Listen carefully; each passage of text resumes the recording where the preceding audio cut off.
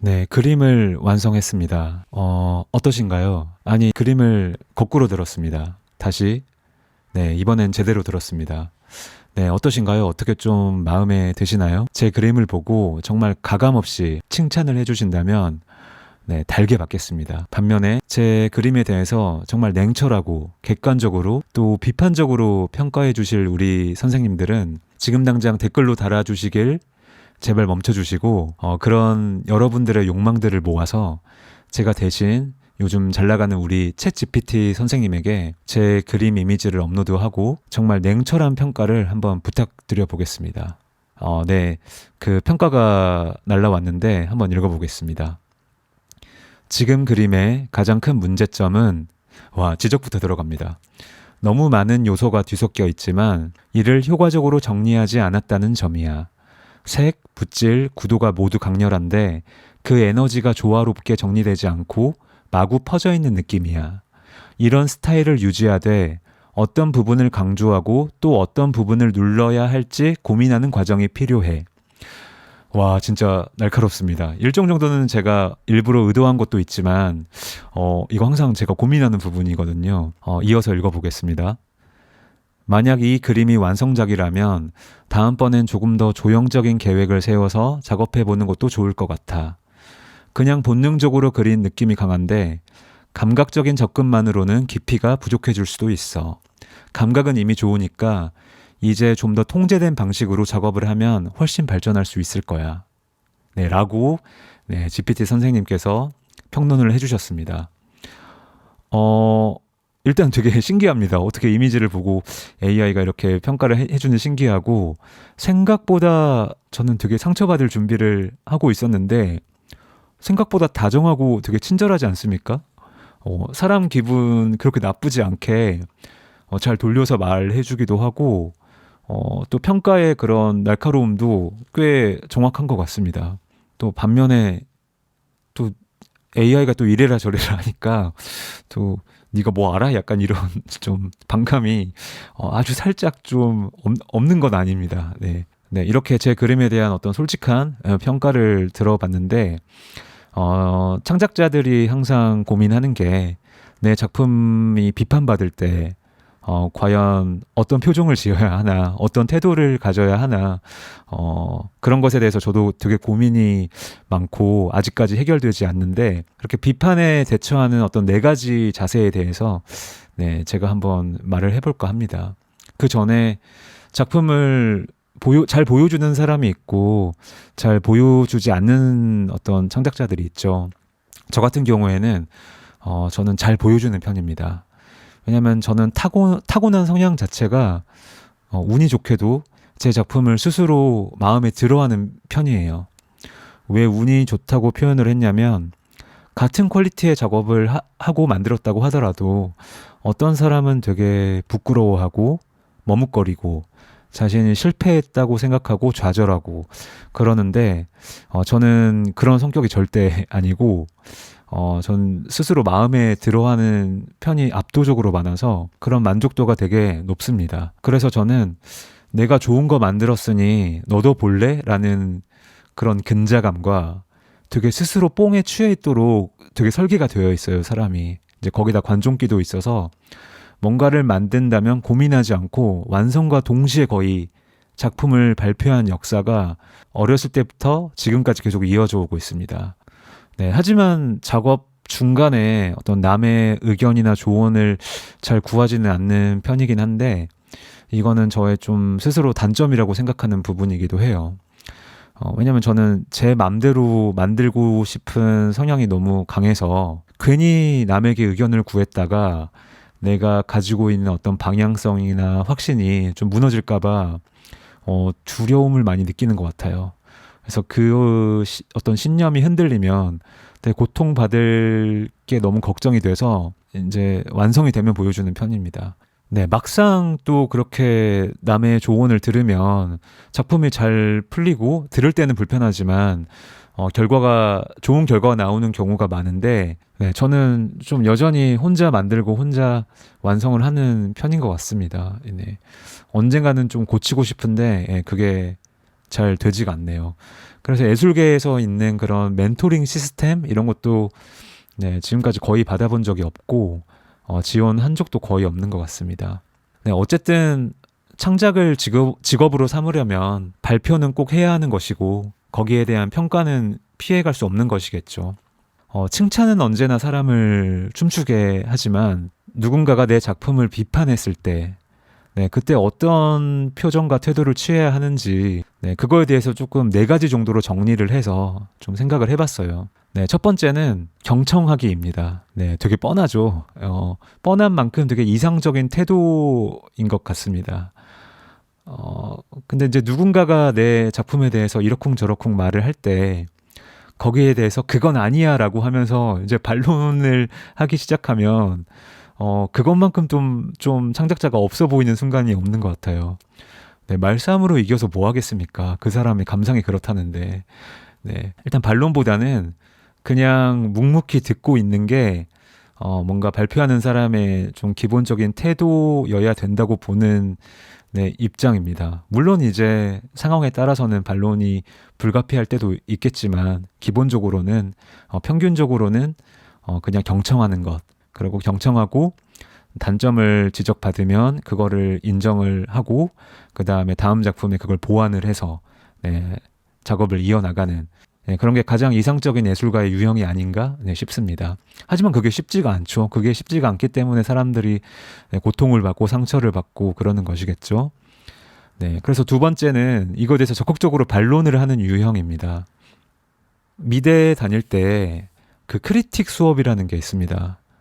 그러니까 동료의 작품을 보고 비평을 해야만 하는 네, 그런 수업입니다. 처음에 그런 수업에 들어갔을 때 되게 놀랬던 기억이 나요. 왜냐하면 이게 뭐 작품에 대해서 이러쿵저러쿵 하는 게 문제가 아니라 분위기가 마치 국정감사 청문회 아니면은 뭐 경찰서의 피의자 신분으로 약간 조사받으러 온 그런 느낌이 드는 거예요.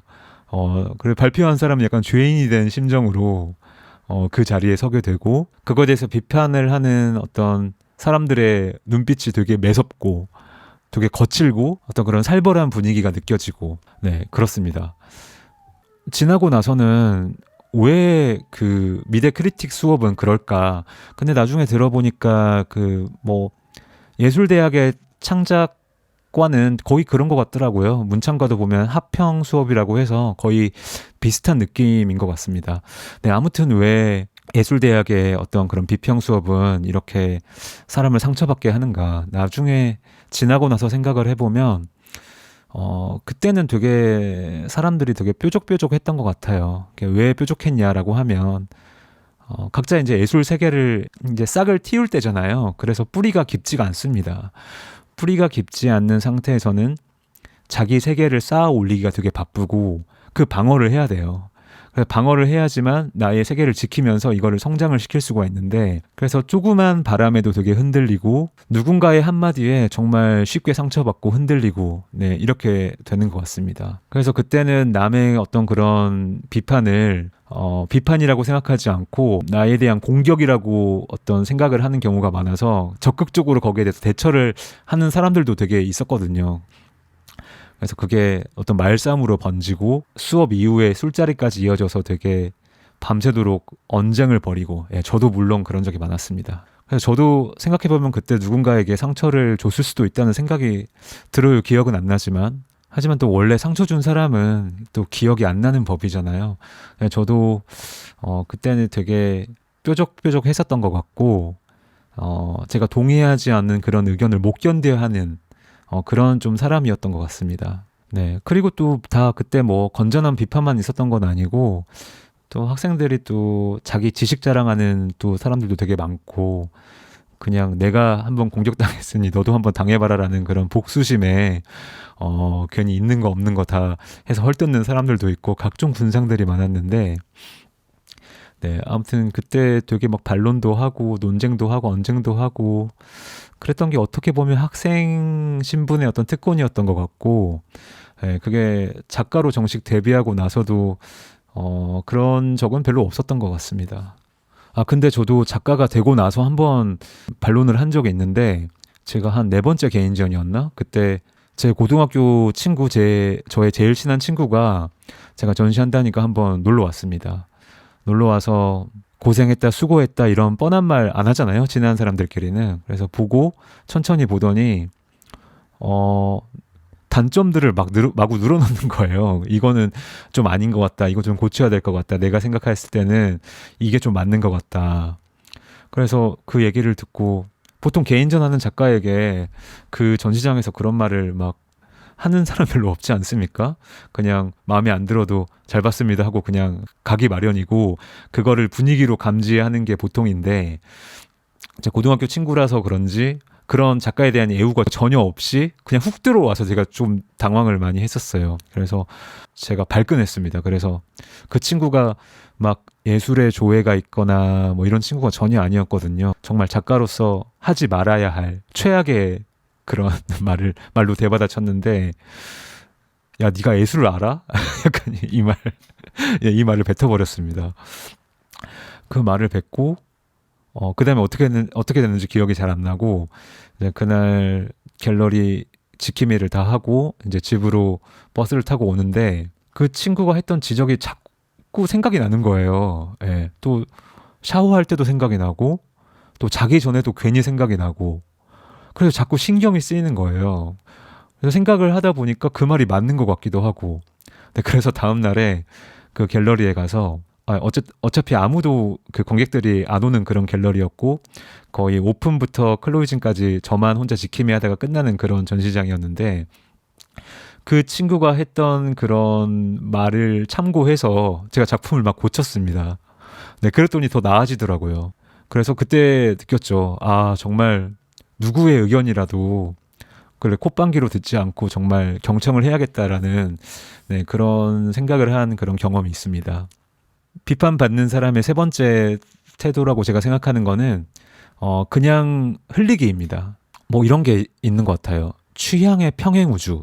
이게 무슨 말이냐면 내가 목적으로 설정한 그 지점에 도달을 해도 그 사람 취향에는 맞지 않는 거예요. 그래서 내가 생각하는 예술적 성취를 달성해도 그 사람 마음에 들지 않는 사람의 비판이라고 하면 그냥 영원히 우리는 평행우주거든요. 그래서 취향이 너무 갈리고 나의 예술관과 그 사람의 예술관이 너무 다르고 하면 그냥 각자 갈 길 가야 되는 게 맞는 것 같습니다. 이렇게 막 언쟁을 할 필요도 없고 이렇게 좀 말이 섞인다고 하더라도 그냥 너는 그런 사람이고 나는 이런 사람이야. 네, 이렇게 조금 적당한 선긋기를 해야 될 때도 있는 것 같아요.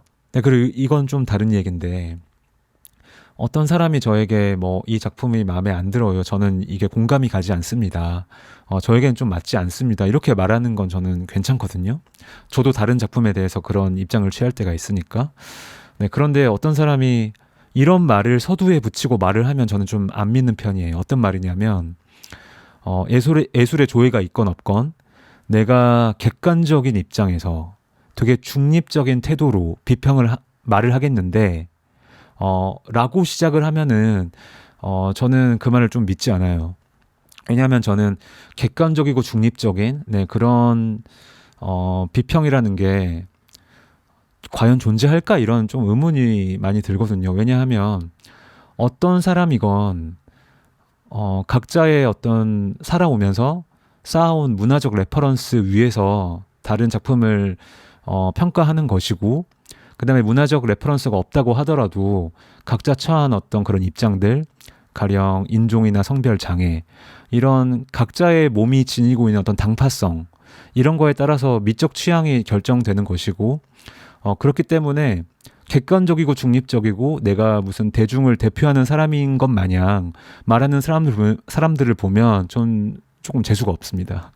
네, 그래서 그냥 그런 말을 안 붙이고 평가를 했으면 하는 좀 바람이 있어요.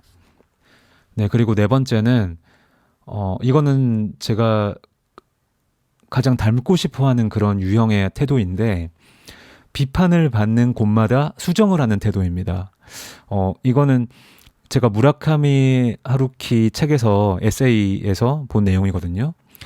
무라카미 하루키는 소설을 집필을 하면 가장 먼저 자기 아내에게 보여준대요.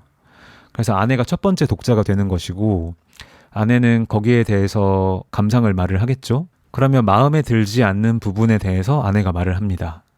네, 그럼 무라카미 하루키는 그 부분을 무조건 고친다는 거예요. 근데 그 부분을 아내의 말을 동의해서가 아니라 가령 어떤 부분이 아내가 마음에 들지 않는다고 하면 그 의견에 동의는 못하더라도 그 반대 방향이라고 할지라도 작품을 수정을 한다는 거예요. 왜냐? 읽은 사람이 거기에서 뭔가 걸렸다는 증거이기 때문에 그 걸린 지점을 존중을 한다는 것입니다. 그래서 아내가 원하는 대로 바꾸진 않아도 그 반대 방향으로 바꾼다고 하더라도 무조건 바꾼다는 거예요. 와, 그래서 이런 대가들도 이렇게 열린 마음으로 타인의 비평을 이렇게 수용을 하고 고치는데 내가 뭐라고 뭐 자존심 부릴 때가 많구나라고 좀 반성을 하게 되는 네, 좀 그런 대목이었어요. 네, 이렇게 비판에 대처하는 네 가지 태도를 한번 살펴봤는데 네, 저도 이렇게 좀 그나마 좀 경력이 쌓이면서 이제는 의연하게 넘어갈 때도 있고 또 여전히 감정 컨트롤이 안 될 때도 네, 많습니다.